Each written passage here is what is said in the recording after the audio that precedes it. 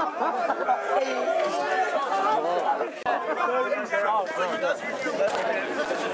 actually stuck. Get off me! Man, I swear I fucking crush them.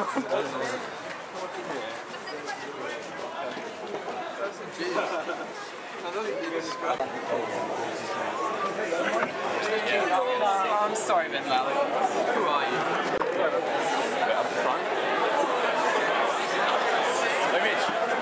I'm claiming this.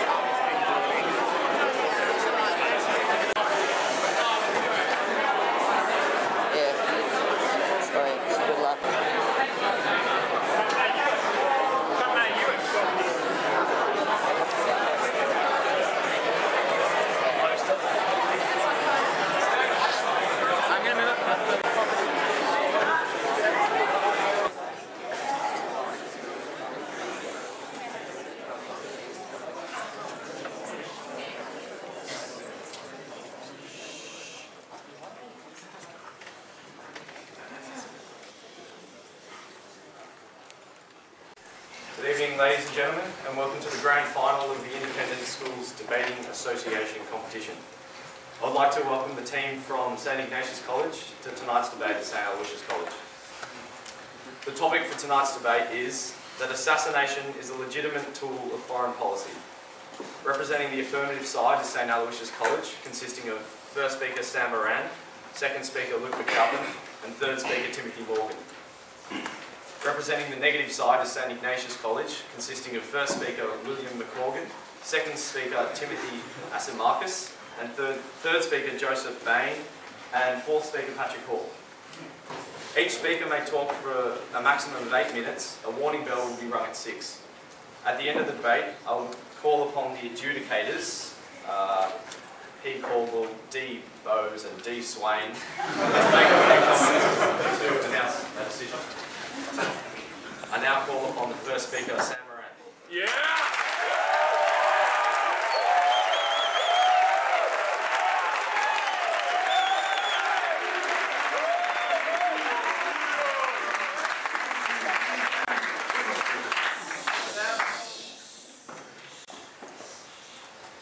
Ladies and gentlemen, what we have seen recently are conflicts driven by and instigated by particular individuals. Particular individuals who, because of their ideological importance or their militaristic skills, are able to incite conflict and incite harm upon the individuals in their nation and also globally. Because of current examples, such as Al-Qaeda, led by the inspirational leadership of Osama bin Laden. Moreover, because assassinations are a form of self-defense, the government is fulfilling its duty to its people and citizens by protecting them from the threat of these individuals. A key example of this is in Israel, which adopted a policy of assassinations, of targeted assassinations in 2002. And as a result, the deaths directly stemming from Hamas bombings and terrorist attacks has dropped from, in 2001, 75, to in 2006, dramatically less than 20. This shows that there is a reduction in the cost. This shows that these individuals are being protected. And this shows that assassinations are a legitimate foreign policy tool. Which means that these individuals, particularly these military leaders, pose a greater threat to society, not just the society that they are in.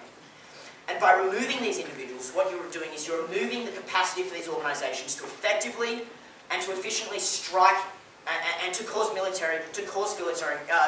physical harm. And because this is reducing the human cost, what we are getting is what you're seeing it is a legitimate. Or secondly, you have the option of assassination. What this means is that the target is removed and war is prevented. And when you prevent a war, you prevent hundreds of thousands of deaths. Because what you do is you remove this leader, one person, and you prevent the hundreds of thousands of other deaths. And we will take that any day. Moreover, because you are preventing a greater harm, because you are preventing this harm, you are limiting the collateral damage. And that quickly leads me to, when there is a war, we are ensuring that there is a moral justification, because you are reducing civilian casualties, as I've already outlined, but you are also ensuring that you can distinguish between combatants, the people who are involved, and the non-combatants, the people who are not involved, the people who are innocent, something which a direct invasion is not capable, is not able to do. And thus, because we are reducing the human cost to that society, to those individuals, because we are reducing the human cost to the world, and because we are providing greater global stability, assassinations are a legitimate political, foreign policy tool, and this debate must fall to the affirmative.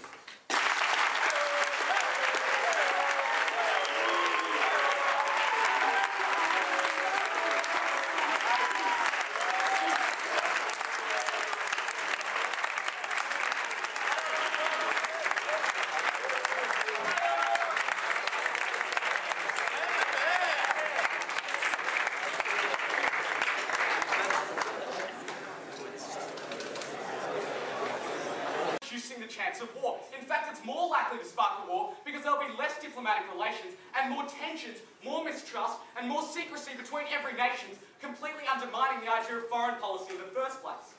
Now they've spoken, so tonight you have a choice. You have a choice between an affirmative side that stands for indiscriminate murder, with no consider for the ramifications of their actions.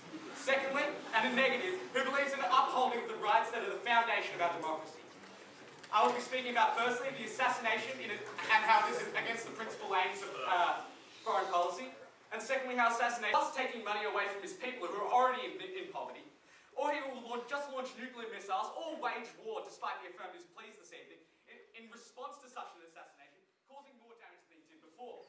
And finally, ladies, I'd like the second speaker for the affirmative, Luke McAlpin, to continue his team's case.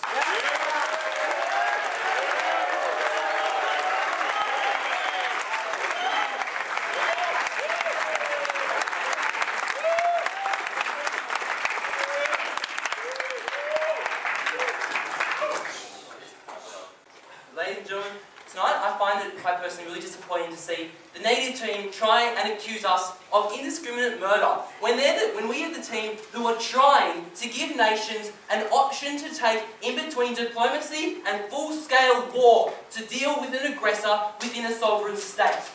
Ladies and gentlemen, we recognise that there are individuals who inspire attacks, such as Osama bin Laden, because the reality is with Al-Qaeda is these are splinter cells connected only through the ideology proliferated and embodied by Osama bin Laden himself. So when you assassinate these individuals, you deal with the threat without having to engage in full-scale war that they seem to advocate throughout their entire case this evening, and all the millions of civilian casualties that go along with it.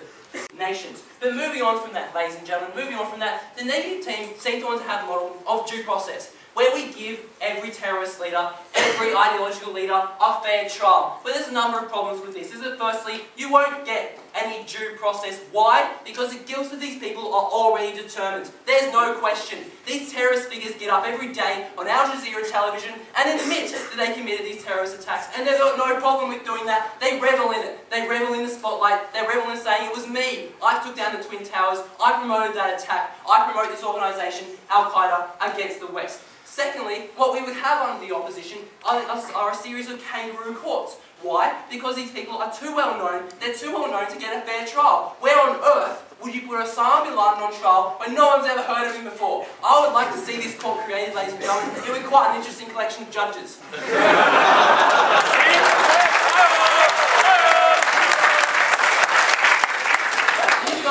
It's exactly what we saw with Saddam Hussein, who was convicted to death after only hearing 3 of his 147 charges of war crimes. And thirdly, what you have when you give these people a trial is that you put them on a podium. You give them a chance to dictate and to speak to the world in a legitimate forum. That's exactly what we don't want to give to these terrorist leaders, because that's exactly what they don't deserve. Because these people incite hatred and incite aggression, and we wish to neutralise this before instigating full-scale warfare that the opposition's first speaker seems to be such a fan of this evening. Of Al-Qaeda. Now, ladies and gentlemen, Al-Qaeda in Syria and Al-Qaeda in Afghanistan is only linked through ideology and leadership, such as through Osama bin Laden. What al-Zawahiri lacks is the ability to give this leadership. And not only that, with the threat of assassination, it is being said that Zawahiri will find it hard to do his job because he's constantly having to move around under threat of his life, ladies and gentlemen, so he limits his effectiveness. And finally, what we have is that with other organisations which may become aggressive in the future, then we have a strong disincentive for them to become aggressive. It's because these threats can be neutralised on a small scale. These individuals who may know that in other circumstances they are immune from prosecution. Why? Because they hide in nations who do not extradite them. In these cases, now they are under threat. We can deal with these individuals without engaging in full-scale war. They know they're under threat, and so these aggressors don't come up in the first place. And so, ladies and gentlemen, we're not saying that assassination should be undertaken all the time. We're saying that they're a legitimate foreign policy tool to be used instead of full-scale warfare, and that's why this debate must fall to the affirmative. Thank you.